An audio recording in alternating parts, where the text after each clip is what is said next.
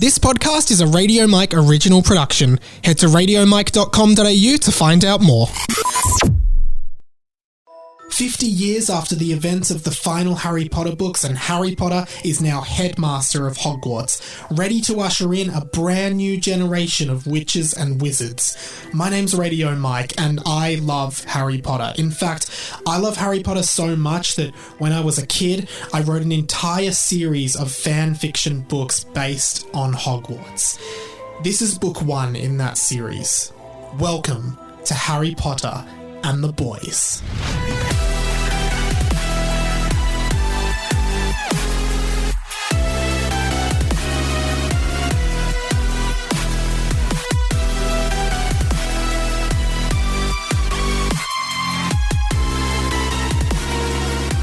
Hello and welcome to Harry Potter and the Boys, a fan fiction podcast by me, Radio Mike, Australia's only Harry Potter fan fiction podcast. First ever guest on the show, comedian Luke Kidgell. Is that true?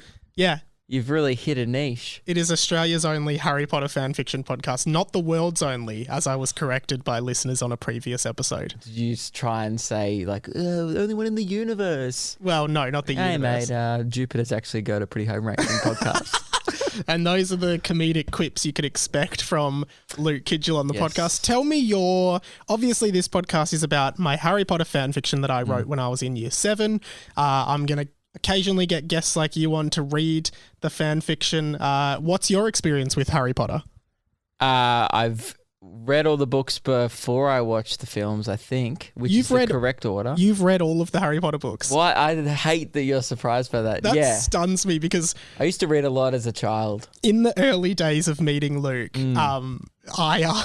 he said one of his famous quotes that I will never forget was, "The last book I read was Specky McGee," which is an AFL football book that is probably I assume only big in Australia. And how much does that blow your mind that I read the Deathly Hallows and then went back to Specky McGee? Incredible. I should do some Specky McGee fan fiction. Oh, I could write that. Yeah. Well, you should do a podcast about that. Specky McGee and the Boys. I wish I spent hours when I was 13 writing some fan fiction, but I didn't. Because then you could do a whole podcast about it. I could write some now, and then when I'm 30, go, back when I was 24. Yeah. You should. So you've read all the books and you've seen the films. Mm-hmm. Tell me, what do you enjoy Harry Potter? Have a levitating board game as well. I don't know if anyone had that one, but it was like focus, keep steady. You have to guide the little foam balls. How did it levitate? Cauldrons and Quidditch hoops and stuff. Air. Oh yeah, quite a noisy game. Sense. Yeah. And so you like it? I Love assume it. You don't engage much with it. You're more a Star Wars guy. I am more of a Star Wars guy. I've had to pick between the two universes, but Harry Potter, in a way, is a better universe. There's so much more wonder and magic is cooler. Really? Well, I guess Star Wars is great, but it's just space cowboys. It's good versus evil. But isn't Harry Potter just like magic cowboys? Yeah. You've never seen a cowboy movie that of like kids going to cowboy school. You know what I mean? Star Wars is like maybe X-Men, but not it's Star not Wars cowboy is school. Almost like a real old tale of like, it's just a basic storyline, and then the big twist is I'm not going to give it away. that is his father. Did you know Snape kills Dumbledore in book 6? Dog. So what's your favourite Harry Potter book and film? I think this is a great point of contention a lot of the time. I know it's common. A common answer for this is Prisoner of Azkaban. Mm-hmm. I strongly disagree. Wow. It's Goblet of Fire or Chamber of Secrets. For book and film? Yeah. Chamber of Secrets, the film. Goblet of Fire, the story of like the Triwizard Cup is... what can I say? I love a bit of Cedric Diggory. Really? I'm digging. Well, the second book in my Harry Potter fan fiction saga is called Harry Potter and the Team Wizard Cup. So that's a little tease for you. You've drawn a little bit of inspiration there from the actual films. Well, a lot of my books are inspired from the actual Harry Potter. That's fan fiction. So you reckon Goblet is the best film and movie, and then Chamber? Yeah, I guess. I used to think it's so cool, but it gets a little dark towards the end of the movie. I don't really like the maze scene. Interestingly, I liked it in the book much more. Okay, yeah. I think the way I pictured it was cooler. Yeah. I think that Chamber is the worst movie, and I think Prisoner of Azkaban is both the best book and film. I think Chamber of Secrets is the worst movie. I wasn't a fan of Fat Rat Bloke. Peter Pettigrew. Did not vibe with me at all. Nah. I did like the Sirius Black story. Yeah. But that's all that had going for it. I just always thought that the Marauders, which is Peter Pettigrew, Sirius James, and Professor so dark, Lupin. that one. No, I always thought that was the best part of Harry Potter. Like, that was the best side story. What? The Maraud. They're called the Marauders because they made the Marauders map. Right. They called themselves the Marauders, Yes. those 4 boys. Yeah. Okay. I always thought that was the best part of Harry Potter. And I do really like, everyone loves the bus scene. The bus is cool. the night bus. Yeah, the night bus in It's very different in the film than it is in the book, I think. Can we just, I don't know if you've talked about it in this podcast, but now's the platform. I'm Yeah, gonna get one. yeah. How fucking weird was it? Are you allowed to swear? Yeah, Sorry, you can how swear. Honestly, fucking weird was it when Harry just kissed that girl, Cho? Cho? Why was it weird? In like, Order of the Phoenix? It just wasn't why did they give him a love interest before the love of his life? Yeah, right. I think that's sort of like high school. I guess. But also, it was weird in the movie. They never had chemistry in the films. Yeah, and she's crying about how her ex-boyfriend, Cedric Diggory, had just died the year before. And then Harry kisses her. It's like, feel the room, man. Yeah, feel the room. But I guess she kisses him back. He's like, it's the room of requirement. And it required a kiss. One other thing that I wanted to ask is, what house do you think you're in? Because I put this out last week. I'm embarrassed. It's I'm a Hufflepuff, isn't it? Yeah. Every time I do a Pottermore quiz, BuzzFeed, doesn't matter. I fill in the personality traits honestly and get the same result. So a bit of controversy was sparked in the podcast last week because I told everyone that Hufflepuff is objectively the worst house. It's the lame house for boring loser people. And I got some correspondence. It's actually not. Oh, well, I think it's the joked about house. Yeah. But if you read it, like, if you're actually a nerd, that's the thing. If you actually read up about the Harry Potter lore, you're a Ravenclaw because you're a nerd. And I think that's I am a Ravenclaw. That's the nerdiest one. Yeah, right. Well, maybe Hufflepuff's like, we're on the beers and we're at Hogsmeade with the fucking lads. Maybe Christina agrees with you. She wrote in, she says, I'm writing in to defend Hufflepuff because I've done so many quizzes and tests just like you, and every time I'm a Hufflepuff. We are caring and kind and just happy to be there, and according to Pottermore, Hufflepuffs are associated with trustworthiness, loyalty, and a strong work ethic. Hufflepuff has produced the fewest dark witches and wizards of any house. Many view Hufflepuff as the least clever or exceptional house. Yes, we do. But this is in due to its members' distaste for boastfulness. That's pretty much it. What do you reckon? I got the vibe from the movies that, Hufflepuff were just like the party goers. Who's your favourite Hufflepuff? Could you name one? Can you name a Hufflepuff? Helena. Helena Hufflepuff. Isn't that the one that she's Helga's daughter? No, Helga Hufflepuff made Hufflepuff. Oh, good. Helena, I believe, is the grey lady witch. Fluke that. Ghost, yeah. I was going for Helga. So you only know an ancient Hufflepuff, and you think that makes them the party house? Yeah, I just got the vibe from the films. Like whenever they were in the background, they were like, woo. Yeah, okay. Right. Finally, who's your favourite Harry Potter character overall? Probably Ron. Probably Ron? Bit of a boring answer. Bit of an underdog, but a loyal friend, and you being a Hufflepuff, loyalty. Or Fred and George were just funny. Yeah, they were great. Yeah. Okay, well, awesome. Well, I did have one more Weasley. Piece of correspondence I hope you don't mind I read out. It's from Amy, and thank you for contributing, Amy. And Amy was saying that she said the week before this that the reason she listened to my original podcast, 20th Century Boy, was only to listen to Harry Potter and the Boys at the end, because I used to read it at the end of that. Now she's not listening. So I actually kind of was offended by it, but she's clarified in her email. Hey, Mike, just to clarify, I meant that Harry Potter and the Boys readings were the reason I started listening to your other podcasts. I came for the Harry Potter content and stayed for the Siggy Mike antics. Yep. Siggy Mike was a character on my other podcast. Yeah, I remember. He stank like shit. Yeah. To answer the house question, I'm a Ravenclaw, like me. I've got a lot in common with Amy. Nerds emailing podcasts. Self-identified and confirmed by the Pottermore quiz, although I am a proud owner of a Gryffindor scarf, which I've decided is fine and not a conflict of interest. It's definitely the coolest scarf, and it even got me a job once when I wore it to an interview, which is interesting. And she likes to go as Hermione to any dress-up party. And then she says, I agree that Hufflepuffs are the miscellaneous category of Hogwarts students. I read all the Harry Potters in French for the first time this year, and the houses have different names. What do you reckon Hufflepuff is? Just have a guess. I'm not going to say what I was going to say. What were you going to say? I think I might know, but continue. Yeah. Nothing. French are just very outgoing, flamboyant people. Okay, well, And what I wasn't gonna say before you dare accuse me of it. Yeah. I wasn't gonna say. I definitely would never say this. I wasn't gonna say Hufflepuff. Yeah, well, Hufflepuff in French is called pouf soufflé. Geez, I wasn't far off. Maybe that's not how you pronounce it, but it's called pouf soufflé, which is fitting, and then Amy says it's fitting because it makes them sound weak as. Thanks for the laughs, Amy. So there you go. What do you think of that? What was Gryffindor? She doesn't give that. Maybe, Amy, if you could give the other houses, we'd enjoy that, wouldn't we? Well, you're not here next week, so you don't get a say. It should be a text. I'd be interested to know. Amy, I'll let you know. CC me in. Yeah, CC Luke. Gmail.com. Yeah, CC Luke in and we'll give you a reply. Yeah.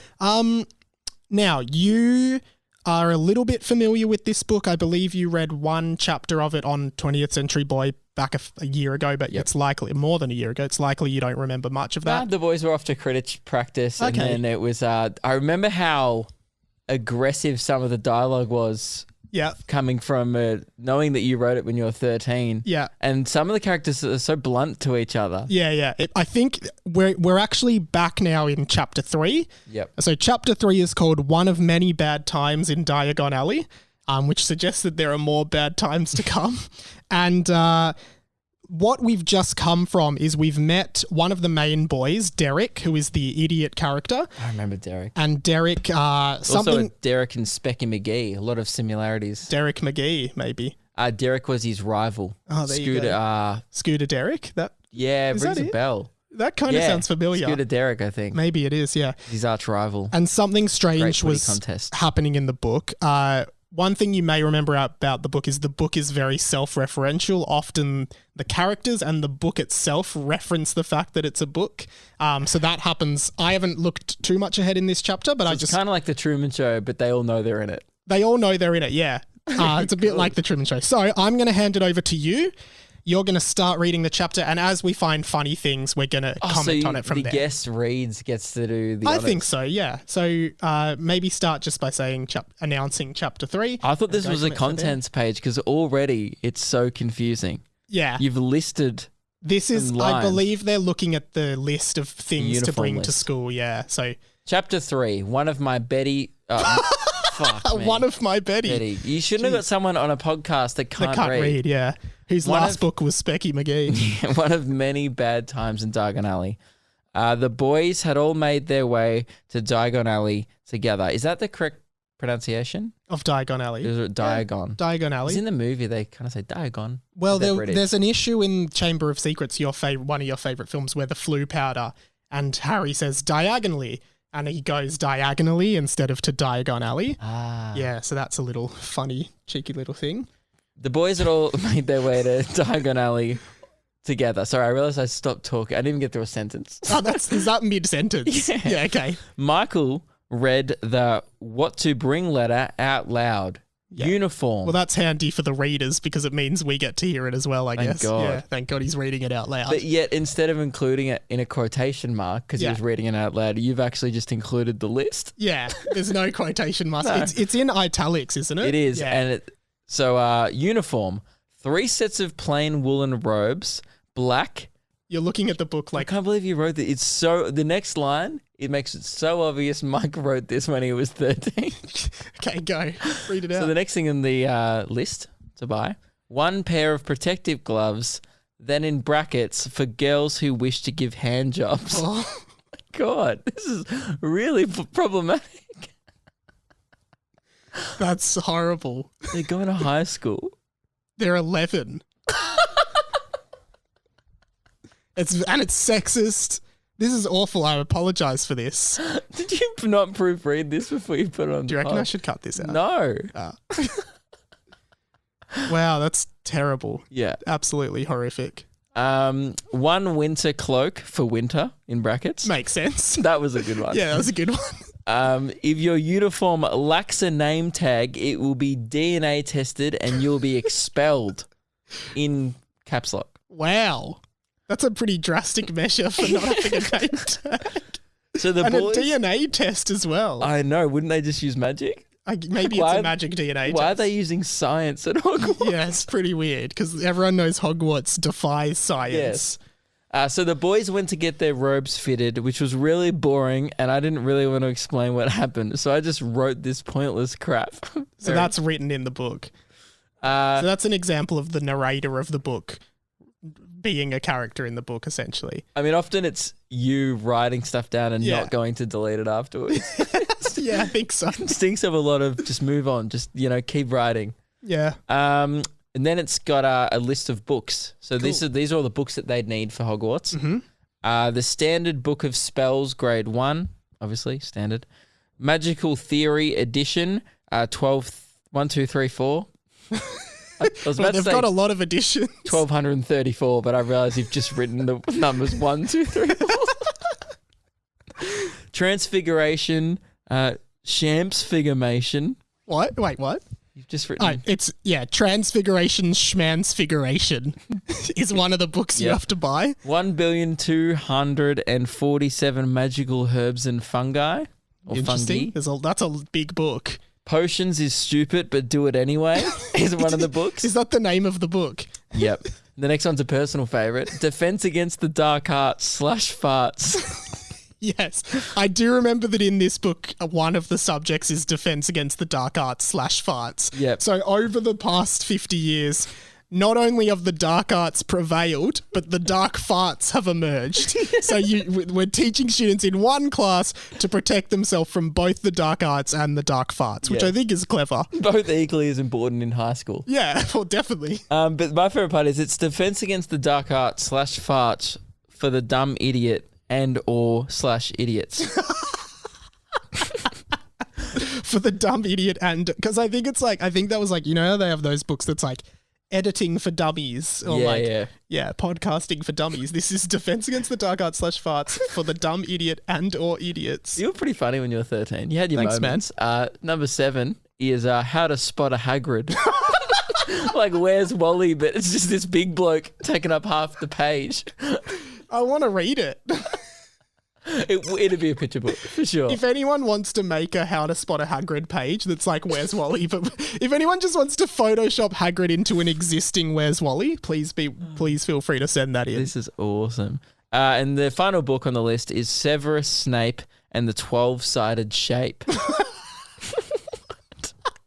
What even is a 12-sided shape? Tetrahedron? Oh no, What's octagon dodecahedron. is? Yeah, dodecahedron. I think.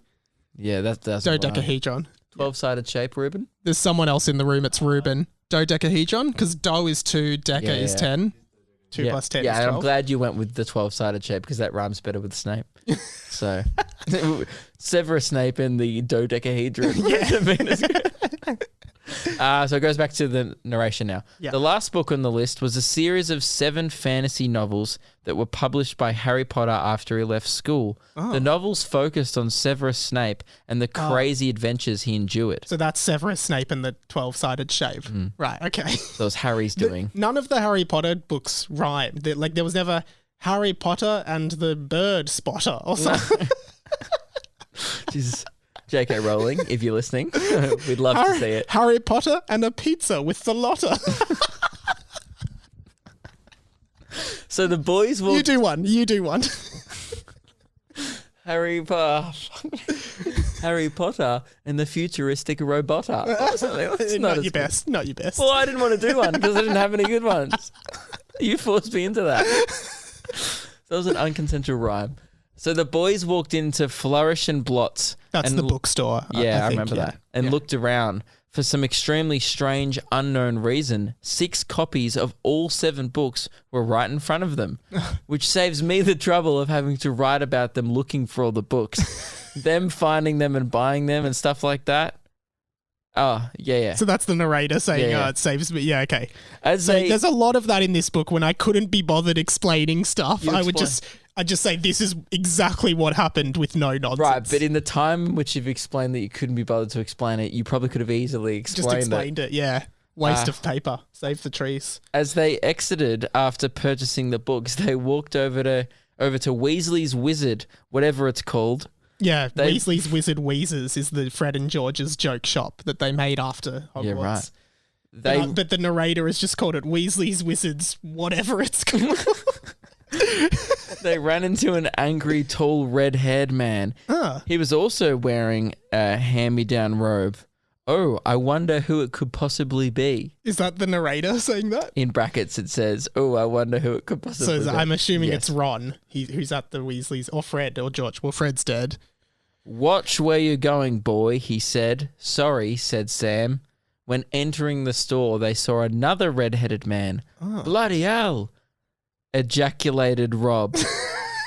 So someone wrote in about this last week, how there is a Harry Potter book in which J.K. Rowling uses ejaculated as a word to describe speaking. And apparently it means like an outburst. Expressed. Yeah, but so I think that was me doing it in this book. And you knew that at 13, like you were like, oh, she uses ejaculating. Yeah. No, I was doing it because I thought it was funny because it was the word for coming. Yeah. It is funny because as soon as I read that, I just imagined Ron going, oh, bloody hell. Just nutting all over an 11-year-old, which is still pretty fucked. Really a bit problematic. Yeah. This alley is filled with rangers. That's what Rob said. But he ejaculated. It was peak Summer Heights High when this was written, so I think ranger was a popular term. He ejaculated some redhead discrimination. The red-headed man was George Weasley. Yes. And he was sitting on a chair, crying. Oh. You see, ever since his brother Fred died in the war 55 years ago, he had never stopped crying, not even for a second. How horrible. That's actually terrible because Fred's death in Harry Potter was the saddest death in my opinion. As you've already heard, one of my favourite characters, and it's Fred. Pretty hard to see him brutalised in the fan fiction. And I always just wondered, like, you know, imagine it would be really hard to be George after your identical twin died and they did everything together. Yeah, so I think that would be really hard for him. So it makes sense he just cries, but that's a terrible thing for me. Business partner, brother, and a twin. And it's a terrible fate for me to give to George to just be crying nonstop since that day. It's very disrespectful of me. Lockie and Michael walked up to him. Where's your brother, George? They said. Oh, he dead? So they're mocking George for crying because his brother's dead. And this, I think that was a reference to, in the Order of the Phoenix movie, Dudley, Harry's cousin, comes up to him in the park and he's like, I've heard you every night crying in your sleep. Mummy, help me. Where is your mummy, Potter? Oh, she dead. And is this when he gets attacked by the Dementor, like 2 seconds later? I think so, yeah. Yeah. And it just, by the way, no context for this. The English is spot on. It just cuts to another list of equipment. Wait, does it called actually? Other equipment. So, he dead. Okay, it just says, where's your brother, George? They said, he dead. And then other equipment. Yeah, but in italics. So I guess they've opened the list now and they're looking at it. But yeah. One wand, and then in brackets, probably for magic. I mean, probably. You'd think. I don't know, but I just think it's funny that, like, whoever's writing the list is like, one wand, probably for magic. Like, they don't even know. Like, why would you? Imagine if you were going to a school, it's like, one maths textbook, probably for maths. Yeah, probably for arithmetic. I don't know. For counting and shit. One cauldron, but if you don't care about the potions, don't buy it. The teachers will not care, and potions teachers and students are often bullied at Hogwarts. This all is in brackets. This is in the invitation, the list. Okay. Yeah. So potions is a not well-regarded subject at Hogwarts. One telescope, and then in brackets, for no apparent reason. Seriously, this in the book... Seriously, this is in the book, but they never even use it. I think that's true. I think in the Harry Potter books, they're asked to buy a telescope, but it never really comes into it. Surely they could have written it in like, is he coming? And then Hermione's like...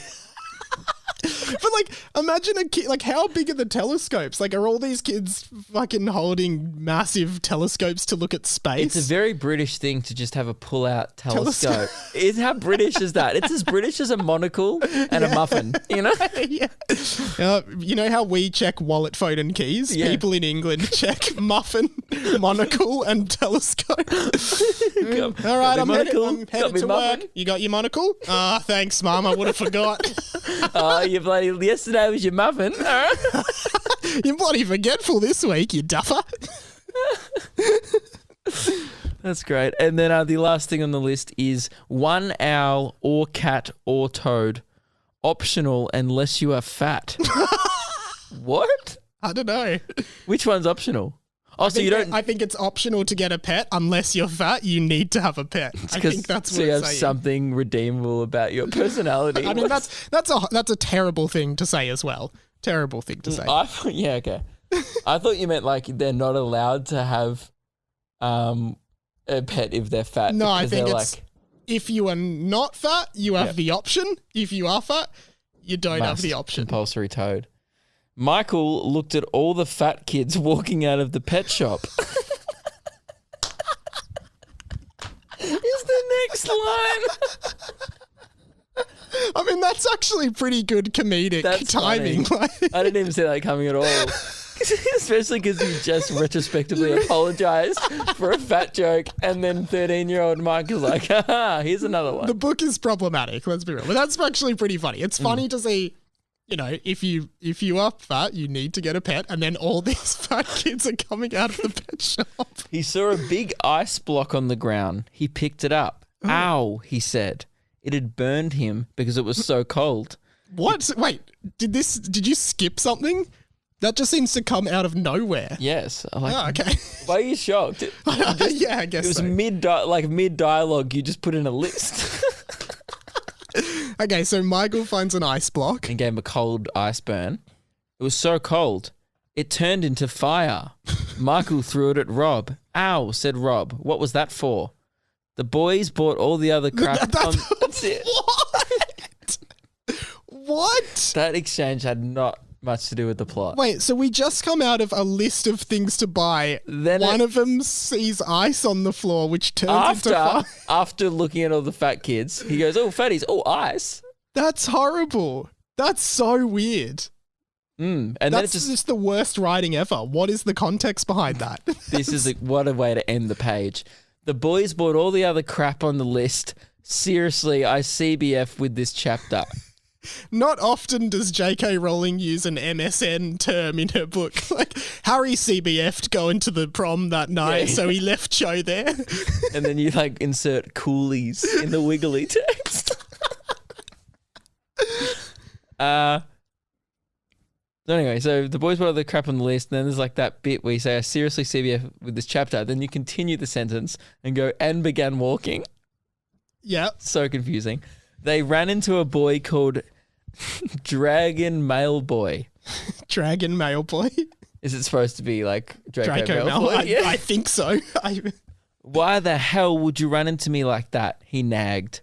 Are you a mudblood? I bet you are. Ooh. Filthy scum you people are. Wow. I bet you are going to die straight away at Hogwarts. Not me though. Ha ha ha. You people are filth.